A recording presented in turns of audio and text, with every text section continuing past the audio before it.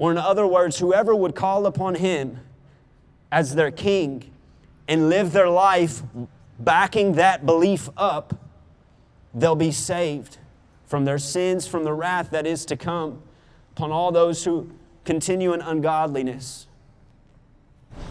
How you doing? All right. You had a question? My name's Donnie. Nice to meet you. Nice to meet you. What's your name? Nicholas. Nicholas. Yes, sir. You have a Creator that knows everything before anything happens, right? I would say yes. Okay. So how is the Creator blaming the creation if the Creator knows everything before anything happens?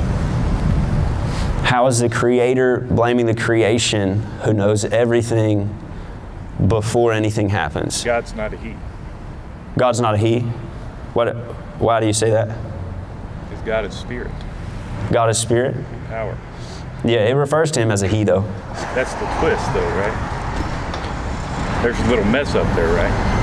A little mess? I don't think so. Well, it's got to be a mess. I don't think so. The Spirit isn't male or female. No, it is. Even when the Bible talks about unclean spirits, it's talking about He. There are just multiple places where it talks about He when it's speaking of an unclean spirit. But to answer your first question, how does God blame creation for something that He knew was going to happen before? Is because He's given free will. That's not logical. That's not logical? Predestination and free will choice don't mix. Well, I don't. Predestination is this. So many people, they twist around predestination. So predestination is this. It's God had a will and He had a plan before you were even born.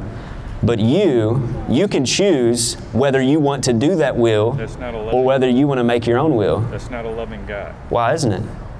Because if God knows everything before anything happens, He's just like, well, no, it's just free will. So you, like if you had children, I'll just give an example. When a father has children, he plans that he's going to feed that child well.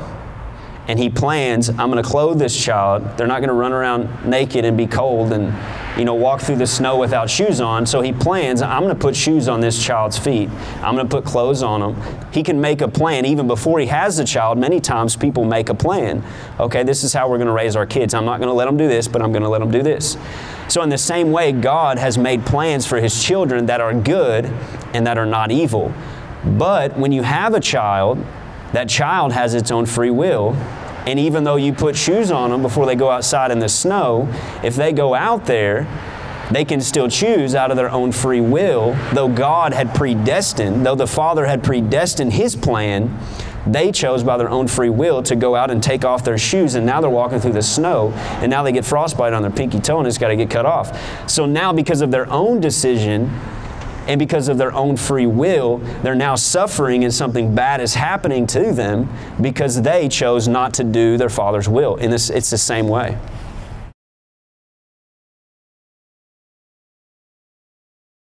Okay, here's the contradiction. Predestination and free will choice. That's a contradiction in itself.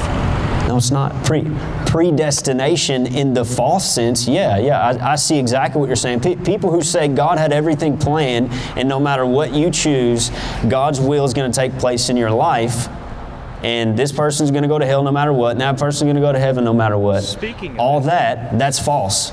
That's not true. Speaking of that. Predestination. Speaking of that. Yeah, well, I just proved that one too. Speaking of that. In the wisdom of God.